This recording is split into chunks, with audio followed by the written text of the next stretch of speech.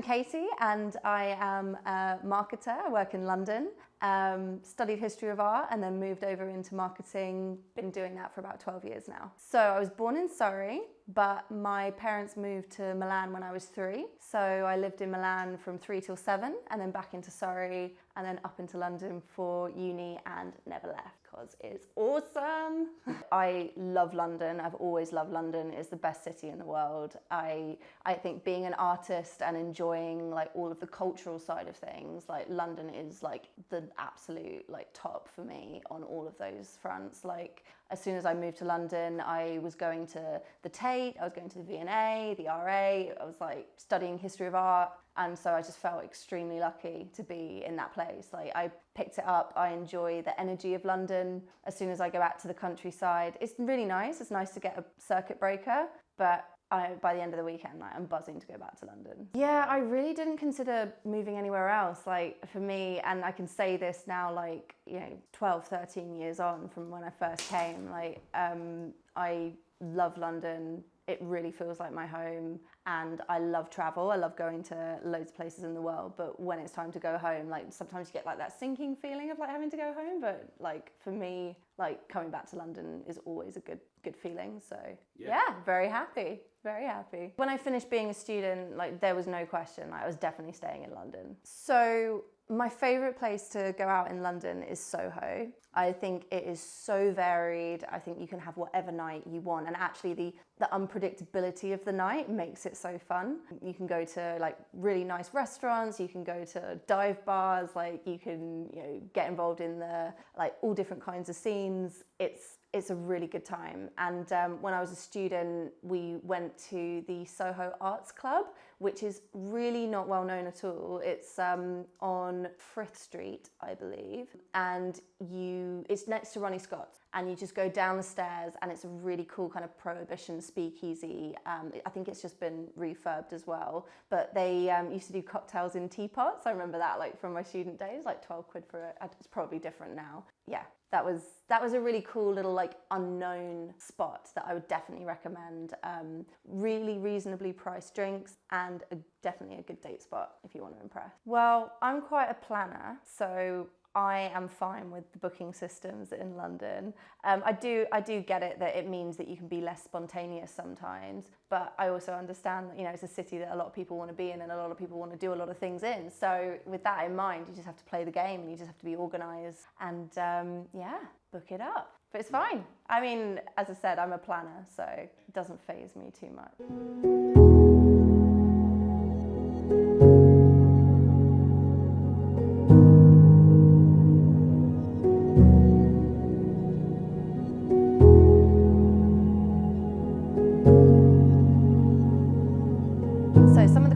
I've booked recently.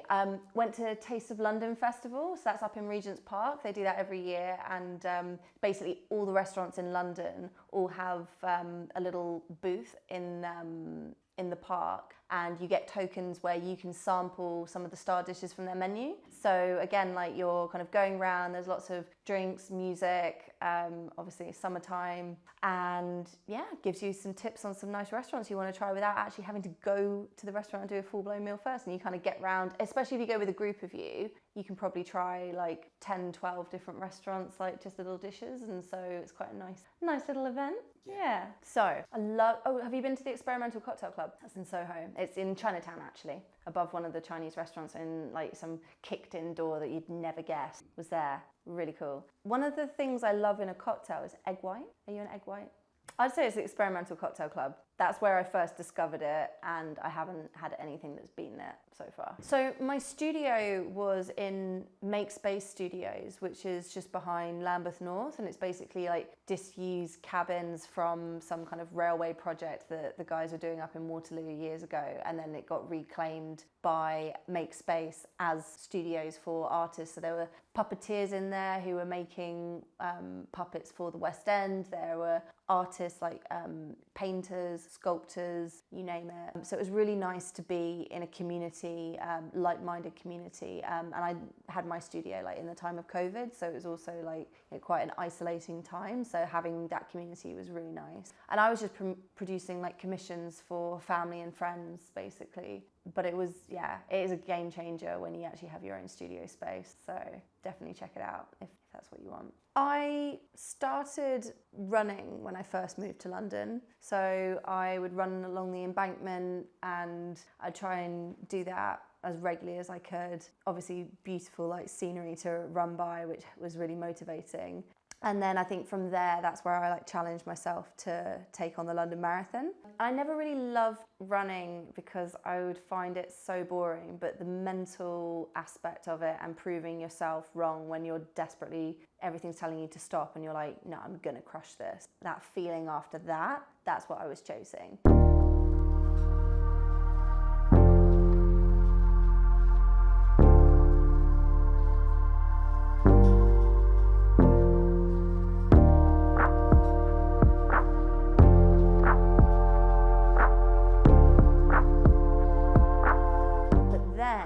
I stumbled on a boxing gym that was down the road from where I was living in Vauxhall, and that just like changed the game for me in terms of my fitness and what I love. Like I went in there, as soon as I went in that gym, I just felt at home, weirdly. And I know that like people looking at me are like, oh, but you know, you don't look like a boxer or anything. But for me, the values of boxing, the boxing gym, the kind of people that it brings, it's so humbling. It's like, I don't care what you earn, I don't care what you look like when you come through these doors, everybody's equal. So let's just drop that right now. And you go in there, you do your best, you're disciplined, you're committed, and that's all they ask of you, and that's all they expect of you, and that's all that you ultimately should expect of yourself. And it's like doing that kind of training in like stark contrast to like Barry's boot camp and Third Space or all these other sort of bougie places around London where you train, which don't get me wrong, I still enjoy, but it's a very, very different kind of mindset.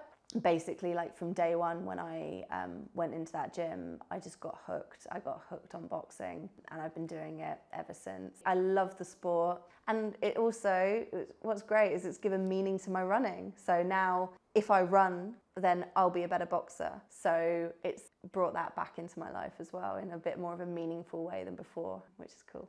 When I started boxing in 2015, I don't think that London was really ready for female boxers, especially not in these old school boxing gyms where, it was a real blokey place. I went along and I felt lucky, but I was in one of the minority of women that were there. But I still go to the same gym today, and we are 7 years on. And now it's 50-50, the classes, whereas before maybe 20% of us were female, if that. So women's boxing has grown massively. I think that women have gained a lot more confidence and a lot more independence in both their professional lives and in what they're capable of from a sporting capacity. And that's naturally kind of like fed into boxing, which is really cool. And to be part of that movement is awesome. I always wanted to do a white collar fight. When I first got into it, I just didn't, the moment didn't kind of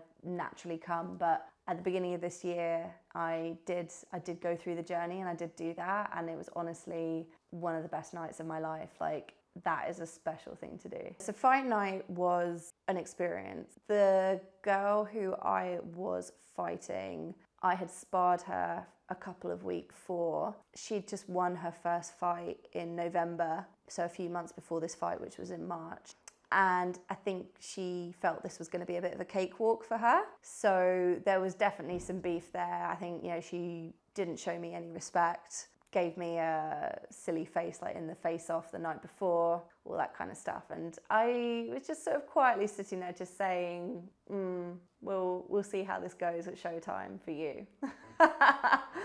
So that was a good feeling to come out of that fight convincingly. That was a good feeling. What was the result? It was a decision on points. So yeah, didn't get the knockout, unfortunately. She had a strong chin, to be fair. It was 3 rounds. Might do. I mean, it's no joke. Like, training for a fight is an all-encompassing, massive journey, not just physically, mentally. For me, the mental part of the journey was huge because I have had some mental health issues that I've had to deal with, and going through that fight was very much like me closing that chapter of what I was kind of dealing with on that front. So it's a big undertaking. So I would love to do it, but I also fully like recognize how much that takes.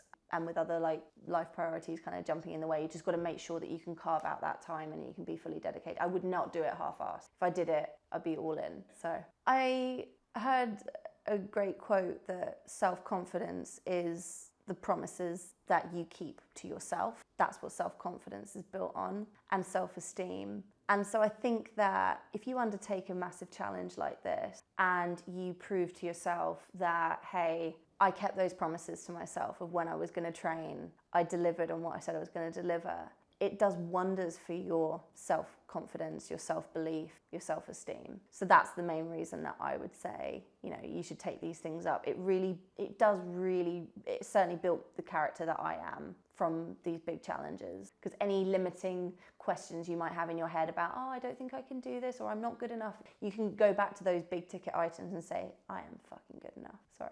I think London's filled with like big challenges. There's tons of stuff from like Tough Mudder, Spartan races, sprint triathlons, the London Marathon, many other marathons, half marathons, white collar boxing fight. I'm sure there's cycle pelotons as well. I did one. Yeah, there's some cycle pelotons as well. It's endless. Like, whatever challenge you want to do, like, I'm pretty sure London will be able to deliver for you. So I don't think you should move to London if you really enjoy sort of quiet and peace, as I'm sure many people who are living in cities would say to you. Like, there's a electricity and a buzz and a rush about London which you need to vibe with. That needs to get under your skin in a positive way, and that needs to be the thing that motivates you and charges you to, you know, keep working as you do and staying in that kind of London slipstream. I think if you feel that that's too much for you, then you're going to be paying crazy amounts of money to be somewhere that you don't want to be. So definitely need to enjoy the buzz and the pulse of like a moving city. I don't think that you should move to London if you are very nervous about going around on your own as well. I think that you need to develop a thick skin in London. You know, you need to be confident, you need to be hardened to getting around and being comfortable getting around by yourself. No, I mean, London's an amazing city, but there's no doubt it's a crazy expensive city. Everything costs. You sneeze in London and it's 20 quid. Like, it's just an expensive city.